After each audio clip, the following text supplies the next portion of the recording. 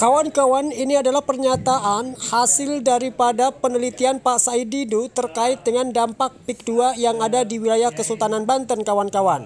Perlu kami sampaikan, kawan-kawan, kegiatan ini berlangsung pada tanggal 10 Desember tahun 2024 di kediaman Bapak Kiai Haji Fathul Adim.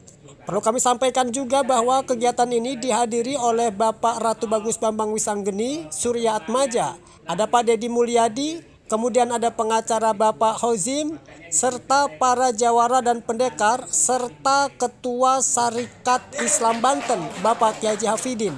Juga dihadiri oleh para tokoh dan juga masyarakat terdampak PIK 2. Seperti apa kawan-kawan kegiatannya? Jangan lupa like, komen, dan subscribe channel ini.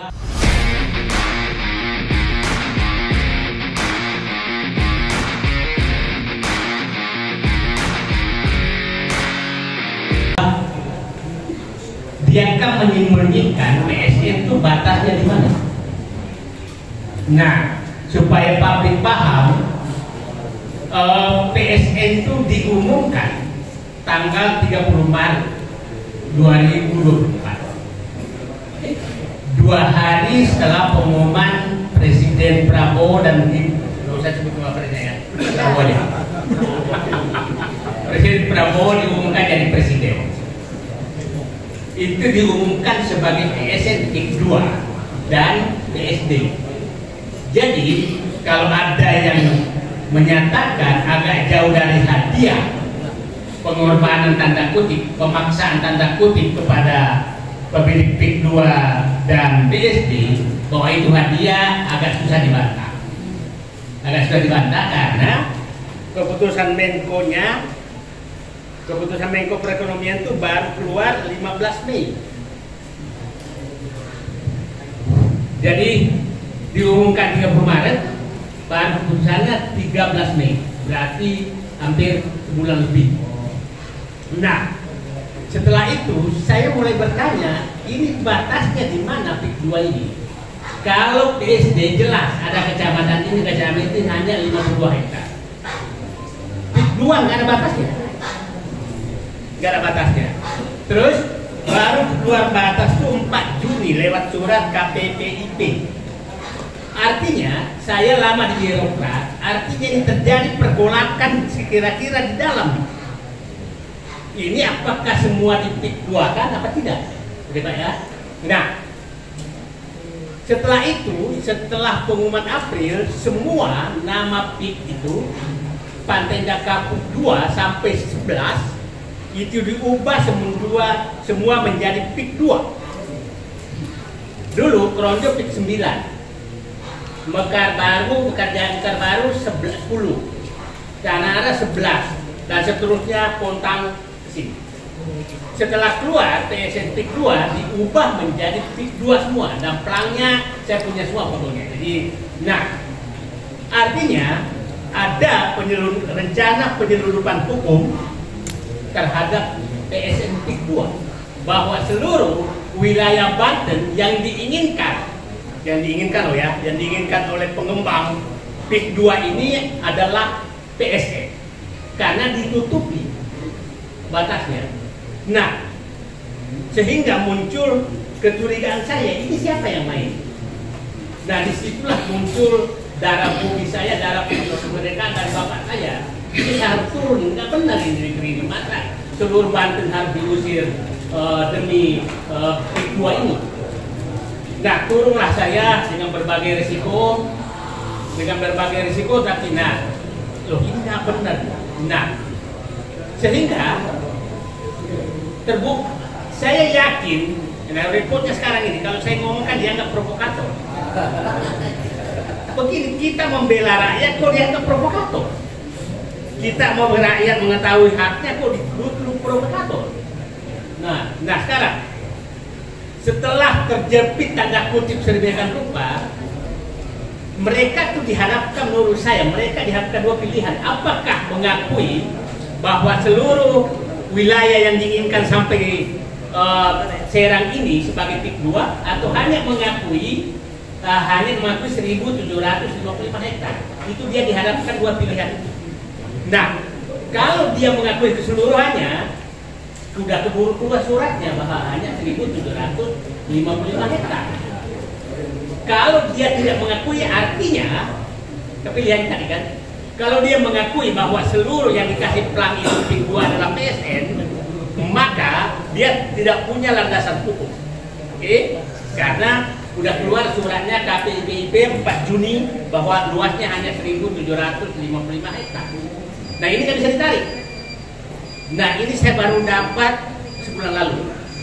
Nah, setelah itu saya yakin mereka rapat dan mungkin juga Presiden udah paham ini bahaya nih kalau diakui semua, bisa orang Banten ngamuk nih. Ya pasti. Ya pasti ngamuk kan, masa tidak diakui semua. Nah, akhirnya narik mundur bahwa yang diakui hanya yang 1.755 hektar. Itulah yang keluar pertama dari Menteri ATR BPN. Menteri ATR BPN menyatakan 1.755 hektar. Nah, dengan terpaksa keluarnya jubir-jubir mereka yang ada juga berbaju pejabat, nanti kita tahu dia jubir. Nah, jubir mereka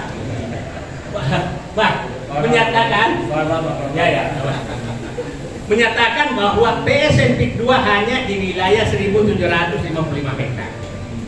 Artinya seluruh wilayah di luar itu bukan PSN. Oke? Artinya apapun yang dilakukan itu adalah bukan pemerintah, itu swasta murni. Artinya kita pertanyakan, kan di mana-mana pelangnya didukung abdesi. Nah, kalau bukan pemerintah, apa hubungannya abdesi misalnya pendukung? Ada lurahnya di sini Pak Desa. Nah, apa hubungannya secara hukum bahwa abdesi mendukung? Nah, saya punya keyakinan bahwa mungkin kepala desa saat itu nggak tahu bahwa ini tidak masuk mungkin awalnya memang ingin merencanakan bahwa seluruh wilayah yang diinginkan ini masuk PSN, tapi tekanan publik termasuk masyarakat Banten yang menekan ini nggak bisa diakui, terpaksa mundur. Nah, dengan mundurnya sekarang begini, maka nanti ahli hukum menceritakan menghadapi problem besar. Dasar hukum apa mereka melakukan penggusuran? Ya, RT UTR. Nah, ini saya bawa peta, baru saya dapat tadi. Ini peta rencana tata ruang Tangerang. Ini sampai 2031 tidak ada sama sekali wilayah untuk pemukiman, masih pertanian, masih tambang, masih apa, itu semua ini. Terus pertanyaan saya, mereka menggusur rakyat itu dapat dasar hukumnya? Nggak ada RLTDR, nggak ada izin lokasi. Nah, jadi menurut saya nggak tahu nanti Pak Ahmad jelaskan ke publik, rakyat yang sudah digusur dengan harga murah itu, apa dasar hukum mereka menggusur? Karena tidak ada dasar hukumnya sama sekali. Karena awalnya kita menganggap itu adalah PSN. Ternyata bukan PSN. Tapi boleh balik lagi dong. Boleh balik lagi dong. Nah, inilah karena doa Pak Kiai. Akhirnya Allah mengembalikan hak Banten kembali dari rencana penjajahan oleh mereka, dan tidak pernah tahu rekayasa Allah seperti apa. Nah, ini tamat Allah bekerja. Nah, itulah saya katakan Banten kembali merdeka karena kita berjuang dengan ikhlas. Bahwa mereka itu sangat susah membuktikan nanti apa dasar hukum mereka menggusur rakyat. Tidak ada dasar hukum sama sekali. Menggusur rakyat itu harus ada dasar hukumnya. Yang menariknya, seakan-akan seluruh wilayah itu adalah wilayah mereka. Saya berkali-kali diusir, pasti bapak-bapak lihat diusir kayak apa kalau saya ke lapangan. Kayak momen apa ya, kayak anjing aja saya ke lapangan oleh mereka. Diusir kayak apa? Jadi padahal di luar proyek, itu di luar proyek, hanya di desa yang sudah seakan-akan masuk wilayah mereka. Nah, itu seakan-akan mereka sudah berkuasa di situ. Sudah, nah, mungkin nanti kapan-kapan kita dengan Laskar Banten melakukan sweeping. Siapa yang kita sweeping pendatang-pendatang yang mengatasnamakan wilayah mereka, padahal bukan hak mereka. Nah, jadi itu sejarahnya. Sekarang kita di titik perjuangan di titiknya bahwa PSN hanya ada di 1.755 hektar dan itu hanya di hutan lindung. Nah nanti kita bahas lagi hutan lindung ini kok apa urusannya atau dikasih ke mereka? Ya kan, nanti kita nggak usah bahas itu. Nah, yang kita bahas adalah bagaimana mengembalikan kembali tanah-tanah rakyat yang sudah digusur, sudah ditimbun belum dibayar, sawah mereka sudah nggak bisa ditanami dan lain-lain. Itu yang kita harus perjuangkan. Karena saya nggak mau ada seperti Pak Sultan tadi, tidak boleh ada satu orang Banten pun menderita. Itu saya pikir kita harus pegang sama-sama. Nah, sekarang selalu yang muncul di TikTok mereka sekarang banyak sekali TikTok di banyak juga kiai langsung kayak kiai gus-gus muncul gitu loh. Muncul ketawa aja saya mendengar ini ini mahasiswa untuk jadi mahasiswa anak ini ya masih jadi-jadian. Ya. Jadi kita kalau ada yang muncul kayak itu, nah ya jadi kalau ada itu langsung ada namanya Gus Pik 2, Kiai Pik 2 gitu aja kita kasih gelar aja mereka. Mahasiswa Pik 2. Nah, karena lucu-lucu aja pernyataan mereka itu. Nah, selalu dikatakan bahwa kita anti pembangunan, tidak sama sekali. Banten itu industri yang paling maju di sini adalah Banten. Pernah nggak menolak itu? Nggak pernah menolak. Tapi yang kita tolak ada 5 hal yang kita tolak supaya clear. Satu, penggusuran terhadap rakyat itu satu. Nah, yang kedua adalah harga yang sangat murah yang ditetapkan oleh mereka. Yang ketiga adalah terjadinya kemungkinan besar negara dalam negara. Ya, orangnya. Yang keempat adalah eksklusif, sangat eksklusif. Yang kelima adalah aset negara hilang begitu saja. Saya uraikan satu demi satu. Penggusuran, coba Bapak kita nggak menangis. Saya duduk menyaksikan anak kecil ini menunggu bapaknya akan digusur besok. Ini anak ini hidup kemana? Hidup di mana dia? Anaknya 5, kamu mau kemana? Belum tahu. Berapa harga tanahmu? 50.000 Pak. 2 hektar, cuma 1 miliar. Ada 5 anak.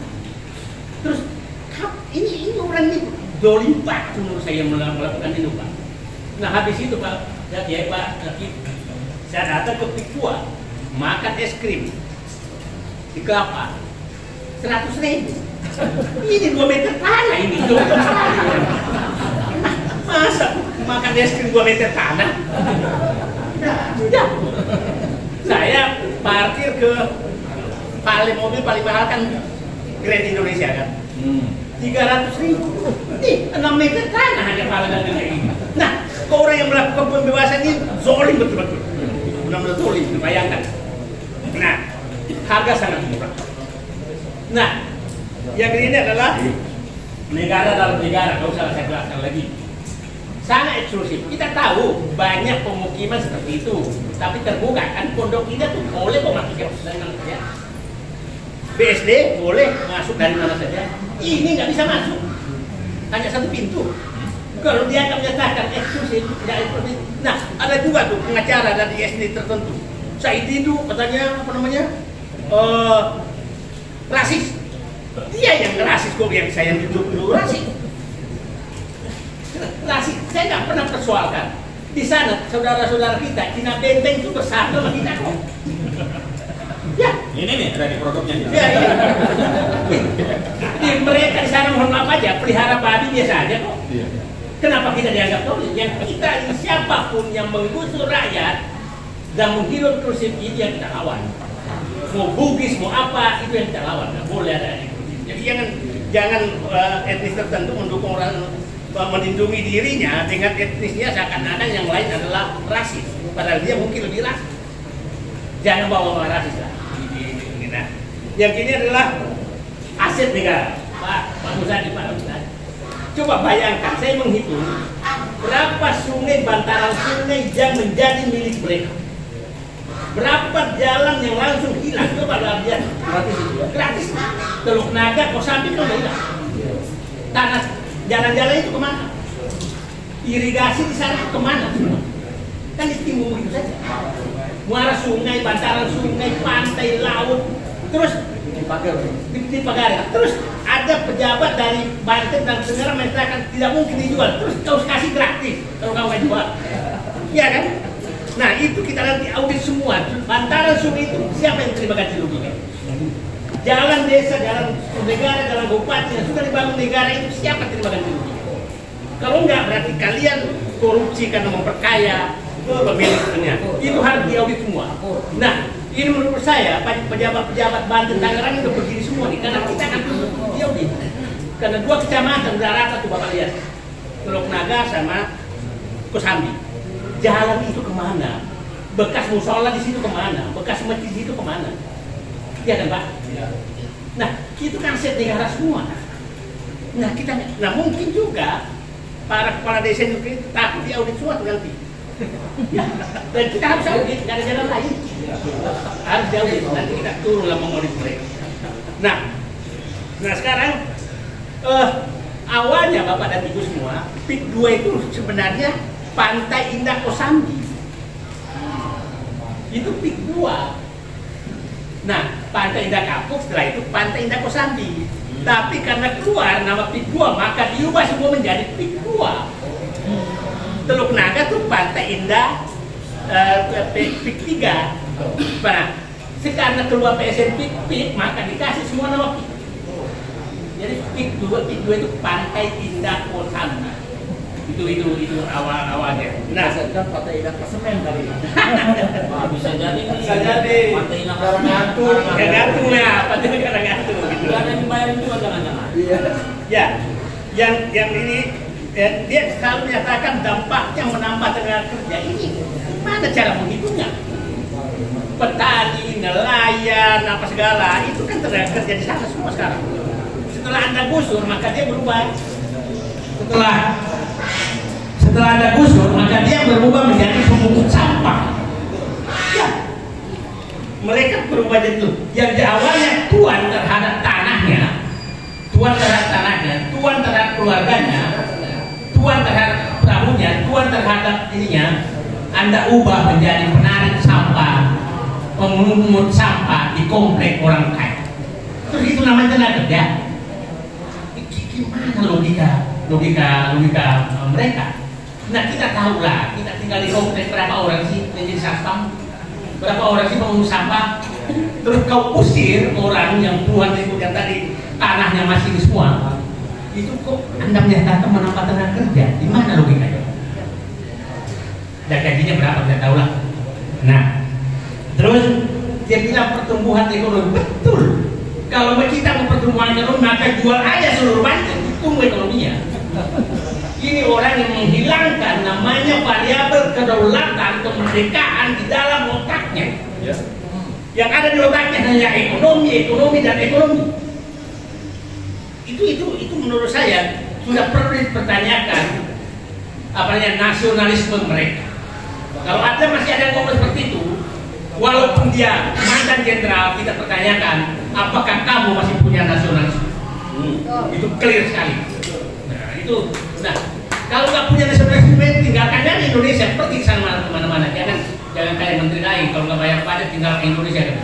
Ada kan jenderal juga ngomong. Nah, yang terakhir bahwa saya banyak sekali tuduhan ke saya, tapi yang nuduh apapun ya insya Allah saya dituduh apapun pasti susah lah mencari ya, karena memang insya Allah saya nggak pernah.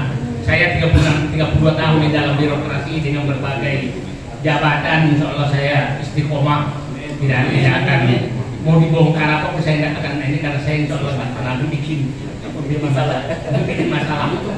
Nah, saya dikatakan mafia tanah kamu. Saya beli tanah di Krojo itu 31 tahun lalu. Jadi mungkin lebih lama saya bertambah dan bertahan di sana daripada ketua APDES. Masih kecil? Ya, masih kecil ya. Saya udah bertambah di sana. Nah, kok menyatakan saya biru nggak ngerti apa-apa. 32 tahun saya bertambah di sana, bertani di sana. Ketua datang, ketua APDES, atau apa-apa. Ya ampun. Nah, yang kedua, didukung. Nah, ini kan terakhir. Saidi itu belakangnya katanya Islam radikal. Ini apa ini? Saya adalah orang radikal terhadap orang yang mau menyiksa rakyat Indonesia. Takbir! Tidak ada alasan agama apapun, tapi ini radikal saja. Siapa yang mau menyiksa? Berarti mengikut ulama kita dong. Kenapa? Mengikut ulama Banten juga. Iya. Bukan. Ini kan dibawa-bawa aja tuh. Kan ada orang tuh jual-jual radikal terus, itu aja jualannya. Bikin siapa? Hah? Ya udahlah, udah tahu lah. Ya udah, itu aja kerjanya. Aidit, mana kalau Aidit? Siapapun ini. Kalau itu udah kasih PKD ya.